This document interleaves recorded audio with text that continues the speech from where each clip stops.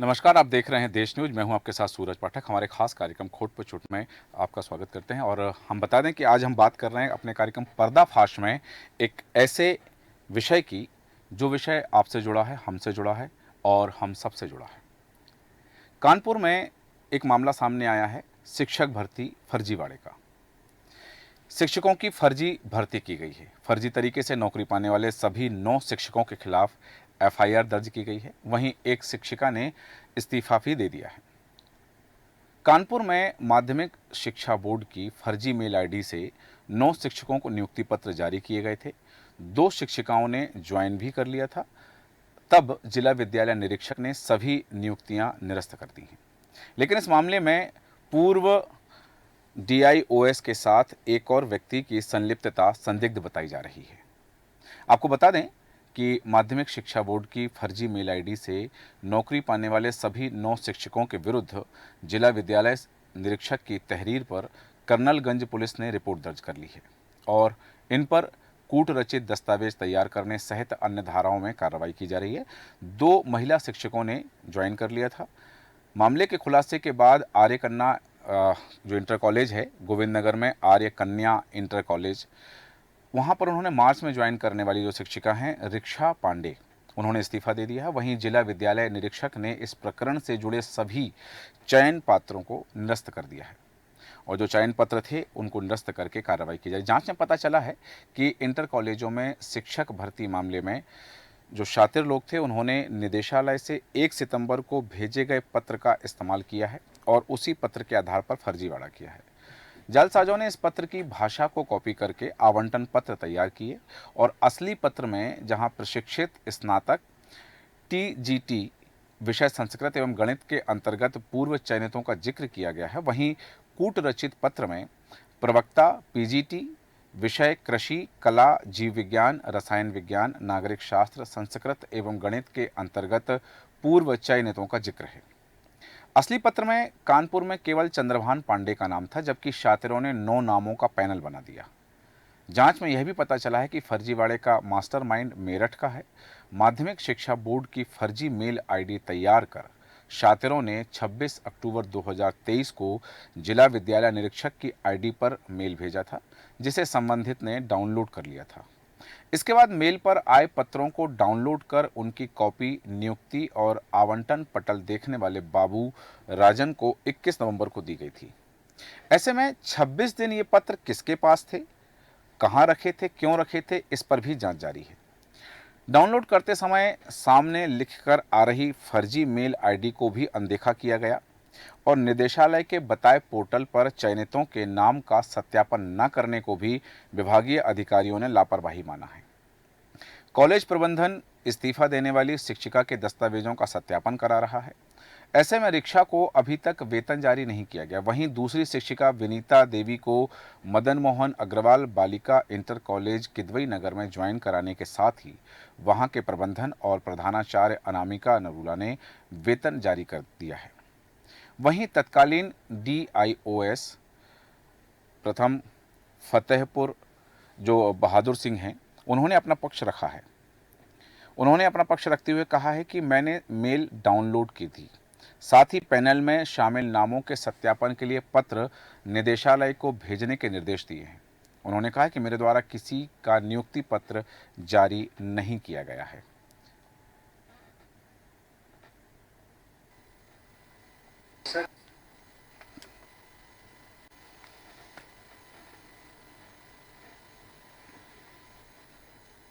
जैसा कि डीआईएस कार्यालय में जो इसका मेल डीआईएस कानपुर नगर @gmail.com है, इस मेल आईडी पर जो है AD माध्यमिक 06 @gmail.com के माध्यम से एक फर्जी आईडी के माध्यम से जो है उन 9 शिक्षकों को पैनल प्राप्त हुआ था। 9 शिक्षकों ने पैनल प्राप्त हुआ, उसके सापेक्ष जो है इसका सत्यापन और शुभारंभ को भेजा गया और उसमें 2 पैनल थे, एक बालक वर्ग के थे और एक जो है बालिका वर्ग के थे। बालिका वर्ग में अध्यापकों की जो है प्रापण नियुक्ति हो गई, उसमें से एक अध्यापक जो है वेतन भी रिलीज हो गया है। तो संबंधित के खिलाफ चूँकि वहाँ सत्यापन कराया गया तो सारे जो है पैनल जो है फेक पाए गए हैं और उनके खिलाफ जो है यहाँ पर कर्नलगंज थाने जो एफआईआर दर्ज कराते हुए यथोचित कार्रवाई के लिए नियुक्त कर दिया गया है। एक कल थाना कर्नलगंज में डीआईएस महोदय द्वारा एक दलील दी गई थी, जिसमें 9 टीचरों के खिलाफ मुकदमा पंजीकृत किया गया है। इसमें 2 टीचरों ने ज्वाइन कर लिया था और 7 लोगों ने ज्वाइनिंग नहीं की है। तो ऐसा बताया गया है उस एप्लीकेशन में कि फर्जीवाड़ी तरीके से कूटरचित फर्जी दस्तावेजों के आधार पर ये ज्वाइनिंग लेटर बनाया गया है, जिसके आधार पर ये ज्वाइनिंग कर रहे थे। पुलिस ने इसकी जांच शुरू कर दी, जब तत्काल पुलिस इसमें आगे कार्रवाई करेगी। 9 शिक्षकों को नियुक्ति पत्र जारी किए जाते हैं, फर्जी मेल आईडी का इस्तेमाल किया जाता है और बड़ी बात है कि उसमें से 2 शिक्षिकाओं ने ज्वाइन भी कर लिया। ये जिन्होंने फर्जी मेल आईडी से उनका नियुक्ति पत्र जारी किया है, कौन लोग हैं? क्या उनके सपनों के साथ खिलवाड़ की गई है या फिर वो 9 लोग जिनके नियुक्ति पत्र जारी किए गए वो भी इस पूरे मामले में शामिल हैं? संदिग्ध सभी हैं। क्या है मामला, कहां से इस मामले का खुलासा हुआ है, तमाम विषयों पर चर्चा करेंगे। हमारे साथ हैं कानपुर से हमारे संवाददाता सुनील कुमार और साथ ही मानवेंद्र प्रताप सिंह जी, समाजसेवी हमारे साथ हैं। मानवेंद्र प्रताप सिंह जी, आपका बहुत स्वागत करते हैं देश न्यूज़ में। और वरिष्ठ पत्रकार रामजी शर्मा जी हमारे साथ हैं। शर्मा जी, आपका भी स्वागत करते हैं। सबसे पहले सुनील, आपसे जानना चाहूँगा, ये मामला कैसे, इस मामले का खुलासा हुआ, कैसे सामने आया, कैसे इसकी जाँच हुई और अब तक जाँच में कौन कौन से बिंदु सामने आए हैं? देखिए सूरज जी, बिल्कुल आपको बता दें, जिस तरीके से उत्तर प्रदेश में बीजेपी सरकार आते ही तमाम भ्रष्टाचार के खुलासे होते रहे हैं और बीजेपी सरकार के जो भी नेता है हरदम ये कहते हैं कि हमारी सरकार में भ्रष्टाचार नहीं होगा, मगर आए दिन इस सरकार में भ्रष्टाचार, चाहे शिक्षा विभाग का हो या किसी विभाग का हो या नगर निगम विभाग का, तमाम ऐसे विभाग है जो आए दिन वीडियो ऑडियो वायरल होते रहते हैं और आए दिन इस तरीके के भ्रष्टाचार सामने आते रहते हैं। ऐसा ही कानपुर से मामला आया है जो शिक्षक भर्ती में फर्जीवाड़े का मामला आया है, जिसमें 9 लोग हैं, 9 अध्यापिका हैं जिन्होंने पूरी तरीके से शिक्षा विभाग में उन्होंने एक फर्जी मेल आईडी है, उससे इनके पास मेल आई है, वो लेटर भी तैयार हो गया और लेटर तैयार होने के बाद में कानपुर शिक्षा विभाग ने इनको ज्वाइनिंग भी दे दिया। ज्वाइनिंग देने के बाद में जब कुछ ऐसा मामला संदिग्ध पाया गया तो इस मामले पे जांच हुई। जांच होने के बाद में जो एसीपी कर्नलगंज है महेश कुमार, इन्होंने इनके खिलाफ मुकदमा दर्ज कर लिया गया। मगर सवाल यहाँ उठता है कि फर्जी मेल से जो शिक्षा विभाग की मेल है उस पे मेल आई और 9 लोगों का चयन हुआ, उसमें 2 लोगों की सैलरी भी, इसमें 1 लोग की सैलरी भी मिल गई और 2 लोगों की ज्वाइनिंग भी हो गई। तो ऐसे में ये सवाल उठता है कि शिक्षा विभाग क्या सो रहा है कि जिस तरीके से भ्रष्टाचार के मामले आए दिन उजागर हो रहे हैं और कानपुर का ऐसा ही मामला सामने आया है, इसमें कार्रवाई तो हुई है। जिस तरीके पुलिस विभाग के जो एसीपी ने बताया कि कार्रवाई हुई है, मुकदमा दर्ज हुआ है, मुकदमा किन किन लोगों के नाम दर्ज हुआ है, इसके पीछे कौन कौन है और ये कौन से माफिया है, इन पर किस तरीके से कार्रवाई होगी, ये बड़ा सवाल उठता है। अब तक किसी पर कार्रवाई इस तरीके की नहीं देखने को मिली है। ठीक है, वापस आता हूँ आपके पास में। रामजी शर्मा जी, आपसे जानना चाहूंगा, यहाँ 2 सवाल खड़े हो रहे हैं। सबसे पहले कि यदि वो शिक्षक ही फर्जी हैं, योग्य नहीं है, तो क्या उन्होंने कूट रचे दस्तावेज करके, उनको संलग्न करके किन्हीं लोगों के साथ मिलकर के अपने नियुक्ति पत्र जारी करवाए हैं? पहला सवाल। दूसरी बात, यदि ये स्थिति बनती है तो बच्चों के भविष्य के साथ खिलवाड़ है या फिर वो 9 शिक्षक जो एलिजिबल हैं, जिन्हें नौकरी की तलाश थी, उनसे किसी से संपर्क किया गया और उनको फर्जी पत्र किसी तरह के लेन देन करने के बाद जारी किए गए हैं, तो उनके सपनों की हत्या की गई है? 2 तरह के सवाल हैं रामजी शर्मा जी। सबसे बड़ी बात यहाँ पर ये जो 9 शिक्षक जिनको भर्ती कर लिया, जिनको नौकरी, जिनको लेटर जारी हो गया, जिसमें 2 शिक्षक आर कर्नेटर, दीक्षा पांडे और विनीता जो मनमोहन अग्रवाल है, वहाँ पर भी ज्वाइनिंग हो जाती है। सबसे बड़ा सवाल ये उठ रहा है कि जब मामला नवंबर का है, मुकदमा अप्रैल में दर्ज हो रहा है, तो इस दौरान तो जो यहाँ के जिला विद्यालय निरीक्षक हैं, जो अधिकारी हैं, उनको ये मामला किसी बात को पता चला और यदि जानकारी हो गई है तो उस मामले को 9 शिक्षकों को मुकदमा दर्ज कर दिया गया, जिन्होंने ज्वाइनिंग करी, लेकिन उन लोगों पर अभी तक मुकदमा दर्ज नहीं किया गया है जो हाजिर से लापरवाह व्यक्ति। तो सबसे बड़ी बात है जो उसमें गिरायो, तो सेकंड है मुन्नी लाल, जिनकी संलिप्तता सबसे प्राथमिकता में आ रही है। उन्होंने डाउनलोड भी किया था, उनके पास सारे लेटर आए थे, सारी जिम्मेदारी ज्वाइनिंग से लेकर एडिशनल डायरेक्टर जो एडी होते हैं जिला विद्यालय निरीक्षक में, उनका जब पत्र भेजा गया, मेल भी उनको किया गया, तो क्या उस वक्त इन सब चीजों को ध्यान में नहीं रखा गया था? सबसे बड़ी बात है मुन्नी लाल जो उसको मुक्त माने जा रहा है, उनका मुकदमा दर्ज क्यों नहीं किया गया? अब सवाल यह आता है कि उनके सपनों का खिलवाड़ क्यों किया गया? सबसे बड़ी बात, हर व्यक्ति पढ़ता लिखता, हर माँ बाप के सपने होते, हर व्यक्ति के सपने होते, वो आगे चलकर रक्षा करेगा और बेहतर करेगा, लेकिन उन्होंने तो पढ़ाई करी, क्या वो जब उन पर मुकदमा दर्ज किया गया तो क्या उसकी जांच की गई थी? ये जांच नहीं की गई, सीधे न्याय से मुकदमा कर दिया। हो जी। सकता है कि उन्होंने जो मॉडल है, जिस जो नाम सामने मेरा था, कोई व्यक्ति है जिसने पूरी तरीके से पूरा सिस्टम रचा है, उसने पूरा सिस्टम बिगाड़ा है, आखिर उसके बारे में उनका पुलिस पता नहीं लगा पाई है।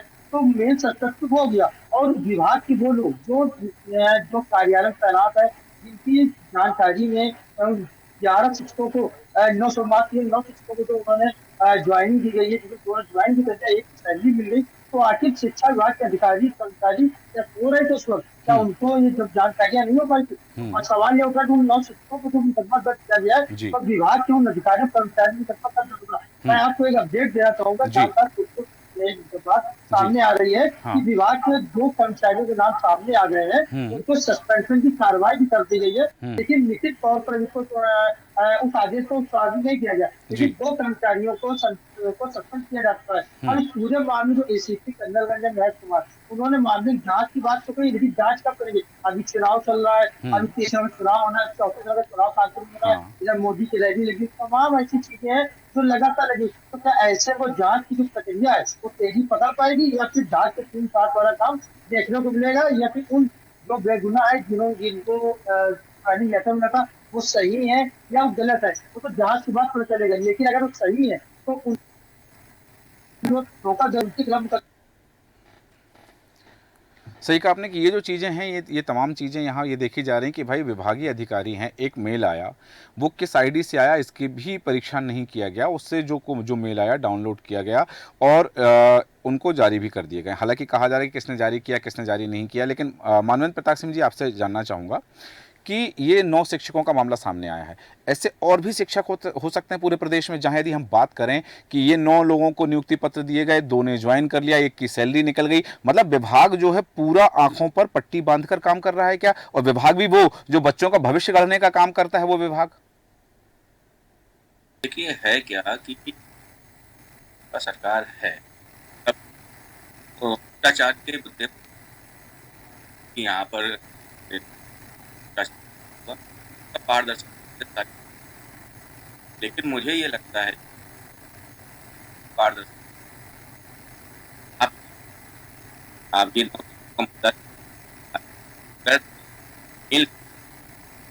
हो रही है और ध्यान नहीं दे रहा है, बहुत ऊपर तक किया तो शिक्षकों की भर्ती आप देखते हैं जा रहे हैं, आरोप पकड़े जा रहे हैं। मनमोहन जी, आपकी आवाज़ हम तक स्पष्ट नहीं आ पा रही है, कुछ तकनीकी व्यवधान है, संभवतः हमारी तकनीकी टीम आपसे संपर्क करेगी कि जो तकनीकी खामियों से दूर कर लिया जाए। लेकिन यहाँ सुनील, जानना चाहूँगा, जिस तरह से संभावना व्यक्त की जा रही कि बिना विभागीय अधिकारियों की संलिप्तता के इतना बड़ा यह फर्जीवाड़ा, इतना बड़ा घोटाला जो है उसको अंजाम नहीं दिया जा सकता है, तो क्या विभागीय जाँच की भी बात हो रही है किन्हीं अधिकारियों पर? इस तरीके से फर्जीवाड़े का मामला है, कोई छोटा मामला नहीं है। जहां पर 9 लोगों की, जिस तरीके से शिक्षा की बात करें तो शिक्षक हैं, 9 लोगों की उनकी भी जिंदगी दांव पे लगी हुई है, क्योंकि पढ़ लिख कर उन्होंने भी इस चीज की परीक्षा दिया, उसके बाद बेकायदे उनको ज्वाइनिंग दी गया। वो ज्वाइनिंग करने के बाद 2 लोग जहां पर स्कूल में ज्वाइन होने के बाद में 1 लोगों की सैलरी भी उड़ जाती है। उसके बाद में जब ये पता चलता है कि इसमें 1 लोग का जो इसमें लेटर जारी करना था और इसमें 9 लोगों का पैनल बना दिया गया। 9 लोगों का पैनल बनाने के बाद में 2 लोगों की ज्वाइनिंग भी होती है, एक ऋचा मिश्रा है और एक और है, जो दोनों लोगों ने पूरी तरह ज्वाइन करने के बाद में इनको जब पता चलता है कि जब वहां पे एक स्कूल में ज्वाइन करती हैं, ज्वाइन करने के बाद में ये कहीं से मामला उठता है, उठने के बाद में इसमें एक जांच कमेटी गठन किया था, जो अरुण कुमार जिला विद्यालय निरीक्षण है, इन्होंने इस चीज की जानकारी किया। इसमें जो है जांच में मामला सामने आया कि इसमें 9 लोग जो हैं वो फर्जी पाए गए हैं। अब फर्जी के पीछे मामला, क्योंकि इसमें जो संदिग्धता पाई जा रही है मुन्नी लाल है, जो पूरे डीएसओ है, उसके बाद में एक जो इसमें मास्टरमाइंड है वो मेरठ का रहने वाला है। अभी मगर सूरज ये कहा जा सकता है, जिस तरीके जांच करने की बात सामने आ रही है, तो जांच अभी ना तो जांच पूरी हो पाई है, क्योंकि सर पे चुनाव भी लगा है, अधिकारी अधिकतर उसमें भी चाहिए, मगर जिस तरीके से फर्जीवाड़े के मामला आए दिन शिक्षा विभाग में आ रहे हैं, तो इसमें सरकार ऐसे लोगों पे क्या कार्रवाई करेगी? क्योंकि अब यह नहीं हो पा रहा है कि जो 9 लोग हैं जिन शिक्षिकाओं ने ज्वाइनिंग किया है, अब इनके साथ भी फर्जीवाड़ा हुआ है या उस ग्रुप में ये भी शामिल है, तो यहाँ एक बड़ा सवाल उठता है कि जिस तरीके से फर्जीवाड़े का मामला सामने आया है, सुनील, इसमें क्या अभी कोई जांच कड़ी जिस कार्रवाई दिशा में तरीके जा से रही नहीं हो है, पाई। जिस दिशा में जांच जा रही है, क्या उसमें ये बिंदु शामिल है कि इन 9 लोगों के अलावा उस फर्जी मेल आईडी से या जिन्होंने उस फर्जी मेल आईडी से ये नियुक्ति पत्र भेजे हैं, चयन पत्र जो भेजे हैं, तो उन्होंने उस फर्जी आईडी से या उन लोगों ने किसी और आईडी से किसी और विभाग में, इसी विभाग में पहले कभी भी इस तरह की वारदात को और अंजाम दिया? क्या जांच इस दिशा में आगे बढ़ रही है? देखिए सूरज जी, आपको बिल्कुल बता दें, खुलासा जब होता है जब कुछ ना कुछ ऐसे कारनामे सामने आते हैं। जी। जिस तरीके से एक माध्यमिक शिक्षा माध्यमिक 06@gmail.com के नाम से एक आईडी बनाई गई। उसके बाद में www माध्यमिक शिक्षा यूपीएसडीसी गवर्नमेंट इस नंबर पे मिल गई। मिल जाने के बाद में उसमें, क्योंकि उस समय भी तो मेल देखने वाले होंगे और कानपुर के शिक्षा विभाग के अधिकारी होंगे ना, जिन्होंने मेल देखी होगी, उसके बाद में इस मेल का चयनित किया होगा। उसके बाद देखने के बाद में इनको ज्वाइनिंग लेटर मिला। तो इसमें फर्जीवाड़ा जिस तरीके सामने आ रहा है, क्योंकि कोई भी नौकरी हो सूरज जी, 75 बार उसमें इंटरव्यू होते हैं, तमाम तरीके गतिविधियां लागू होती है, उसके बाद भी नौकरी मिलती है। और यहाँ तो लेटर भी जारी हो गया, शिक्षा में ज्वाइनिंग भी हो गई और एक शिक्षक की इसमें सैलरी भी उठ गई। तो बड़ा सवाल ये उठता है कि इसके पीछे कौन है, कि इनमें जो भी माफिया है, इस तरीके की हरकत कर रहे हैं, इनके ऊपर कोई अभी बड़ी कार्रवाई नहीं हुई है। और जो कानपुर के जो जांच अधिकारी हैं, शायद अभी उसने पूरी तरीके से जांच भी उनकी नहीं हो पाई है। और जांच कैसे होगी, क्योंकि इसमें किसी न किसी भ्रष्टाचार में सत्ता पक्ष का हाथ होता है या बड़े कोई सरकारी अधिकारी का हाथ होता है। ठीक है, ये मानने वाली यहाँ जहाँ हम बात करते हैं उत्तर प्रदेश की सरकार की जीरो टॉलरेंस की नीति की, वहीं दूसरी तरफ इस तरह की वारदातें, इस तरह की घटनाएं सामने आती हैं। मानवेंद्र जी, आपके पास आना चाहूँगा। बात हो रही है कि यहाँ शिक्षा विभाग में फर्जी शिक्षकों की भर्ती के घोटाले का मामला सामने आया है कि शिक्षकों की फर्जी भर्तियाँ की गई हैं। सबसे बड़ा सवाल ये है कि ऊपर से लेकर नीचे तक एक चयन पत्र, एक नियुक्ति पत्र जारी किए गए हैं, लेकिन इन तमाम चीज़ों में क्या कोई भी अधिकारी के नाक के नीचे से सब कुछ हुआ है? किसी ने जांच की बात नहीं की कि जो दस्तावेज आए हैं, जो नियुक्ति पत्र आए हैं, उनकी जांच कर ली जाए? क्योंकि जिस नियुक्ति पत्र का, जिस पत्र को कॉपी किया गया, उसमें केवल एक व्यक्ति का नाम था और उसके बाद में उसमें 9 लोगों का दूसरा पैनल जोड़ दिया गया। अब यहाँ सवाल ये उठ रहा है कि एक तरफ शिक्षकों की कमी का हवाला दिया जाता है, शिक्षा माफिया वैसे ही जनता पर, आम अभिभावकों पर हावी है, शिक्षा के मंदिरों में किस तरह की गतिविधियां होती हैं वो भी देखी जाती हैं, छात्रों के शोषण से लेकर छात्रों के अभिभावकों के शोषण तक की बात की जाती है। और इस तरह का मामला यदि सामने आता है तो फिर शिक्षा, जहां जिसे हम गुरु का दर्जा देते हैं, गुरु की पदवी देते हैं, जिसे भगवान से बड़ा मानते हैं, यदि उन्हीं की फर्जी भर्ती होगा तो फिर वो विश्वास और वो अपना भविष्य गढ़ने की बात छात्रों में और अपने बच्चों का भविष्य गढ़ने की बात अभिभावकों में कैसे उस बात को स्थापित कर पाएगा समाज?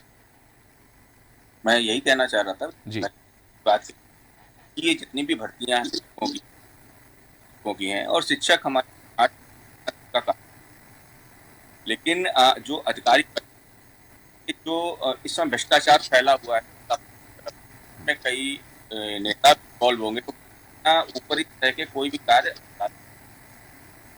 अब जो ईमेल के माध्यम से जो फर्जी लिस्ट बनी है, तो सबसे बड़ा विवाद यही है कि किसी को भी जो दिया गई है लिस्ट, तो 8 या 9 नए नाम एक पद जोड़े गए हैं, तो किसी न के जवाब मर जोड़े गए, उसको जांचना और रखना उचित नहीं समझता, क्योंकि अधिकारी को अपनी नौकरी, तो अधिकारी ये चाहता है कि को जांचा जाए। इसके लिए कार्य किया जा सकता है कि पूरा जो बोर्ड है उसको बनाया जाए, जिसमें भी अगर चुनाव होता है कि भर्ती में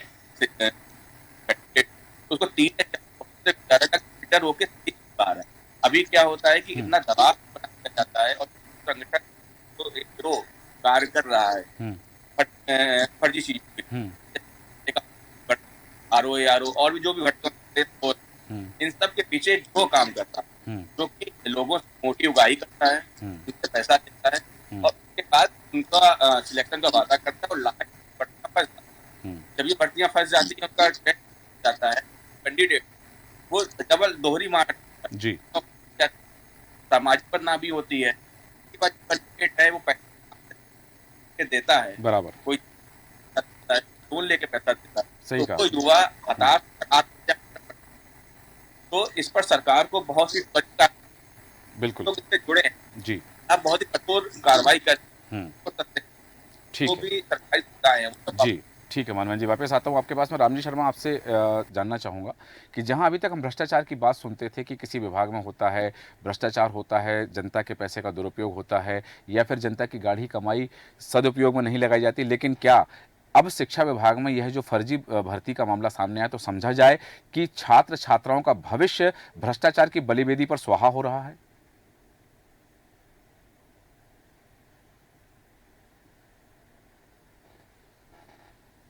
सवाल ये होता है उत्तर प्रदेश के मुख्यमंत्री योगी आदित्यनाथ लगातार जीरो टॉलरेंस नीति पे काम कर रहे हैं। और सबसे सवाल ये उठा है जो 9 शिक्षकों की ज्वाइनिंग की बात है, इसमें बात यह है आपके सामने कि कोई भी शिक्षा विभाग में ज्वाइनिंग होती है, सरकारी विभाग में कोई भी ज्वाइनिंग होती है, जब ज्वाइनिंग लेटर जारी होता है उससे पहले एफआई होती है, जी मतलब एक वेरिफिकेशन होता है। जी वेरिफिकेशन लेटर लगने के बाद ही वो छात्र, वो शिक्षक हो या शिक्षिका हो, उसकी ज्वाइनिंग हो सकती है। जी लेकिन जब ज्वाइनिंग लेटर जारी हुआ तो उसके बाद विभाग के लोगों ने हम्म, उसका वेरीफाई क्यों नहीं कराया? जी क्योंकि ये पूरा भ्रष्टाचार है, विभाग के ही कर्मचारियों की, अधिकारियों की हम्म, इतनी गलत हुआ है। यूं कहा जा सकता है कि इसमें दो सवाल सबसे बड़े आ रहे। सबसे बात बड़ी बात ये, या तो जो 9 शिक्षक की शिक्षा भर्ती में उनका फर्जी वाला पूरा रोल है, हाँ या फिर उनके साथ कुछ फर्जी वाला हुआ है। तो इस पीछे जो जिम्मेदार जो अधिकारी है, कर्मचारी है, वो कौन है, जी उनको बेनकाब किया जाए और मेरठ के उस व्यक्ति को बेनकाब किया जाए जो पुलिस के पास साक्ष्य है, जिस जी नाम सामने आ गया कि उस व्यक्ति ने पुलिस से फर्जी वाला जी किया था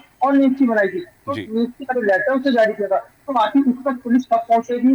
डीआईओ के जो डीआईओ है, जो इतने लंबे समय तक में 6 महीने के बाद उनकी नियुक्ति है और वो सीधे फिर जगह मुकदमा दर्ज करा देते हैं। जी तो उन्होंने अपने विभाग के अधिकारी कर्मचारियों के खिलाफ एक एप्लीकेशन क्यों नहीं दी? आखिर उनके खिलाफ जांच क्यों नहीं कराई? तो बिल्कुल यूं कहा जा सकता है कि चोर से कहा चोरी करिए जी और काऊ कहाँ से कहा जांच करेंगे। सही है कुल बिल्कुल मिलाकर के ये कहा जा सकता है कि विभाग हाँ के जो लोग हैं हाँ उनकी कहने की संदिग्धता निकल के सामने आएगी। क्योंकि मैंने जैसा अभी आपको बताया कुछ देर पहले कि विभाग के 2 कर्मचारियों को जी उचित तरीके से सस्पेंड कर दिया गया है, हाँ लेकिन उसका लेटर भी जारी नहीं किया गया। इसके नाम आखिर कर्नल पुलिस को क्यों नहीं दिया गया? क्योंकि जब कर्नल पुलिस उन दोनों को उठाएगी, उनसे पूछताछ करेगी तो और वो नाम बेनकाब।